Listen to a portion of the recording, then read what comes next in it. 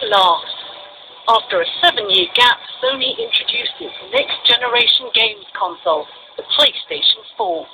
The struggling Japanese firm hopes it will help it compete against Microsoft's Xbox. Both will have new devices in stores by Christmas. Today marks a moment of truth and a bold step forward for PlayStation as a company, as creators and innovators, and as industry leaders. Sony refused to show the device or reveal the price, but they did offer a glimpse of the new controller.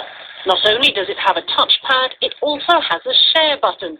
So now your friends don't even have to be in the same room to watch you playing games. For Sony, it's a key moment. The company once defined consumer electronics. There was the hit Trinitron TV in 1968, followed by the Walkman in 1979, and the first PlayStation in 1994.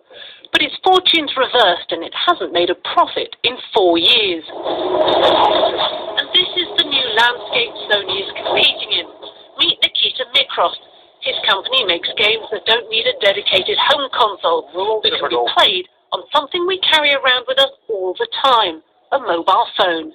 The big difference is that, we're a very small company, and, we can be in the same space, in the same room, basically, as a really large company, a large publishing company like Electronic Arts, which that is, in and of itself, incredible. So can Sony face up to this kind of challenge? The big question, I think, with all next-gen consoles is, do we even need consoles? What Sony's doing, instead of running away from smartphones and tablets, is embracing them. So they're bringing that into the experience of gaming on the PS4.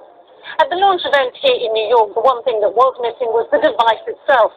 Sony did spend a lot of time talking about the social aspects of the PlayStation 4. It knows that if the console is to succeed, it must do more than just be a reboot of the PlayStation brand. Michelle Fleury, BBC News, New York.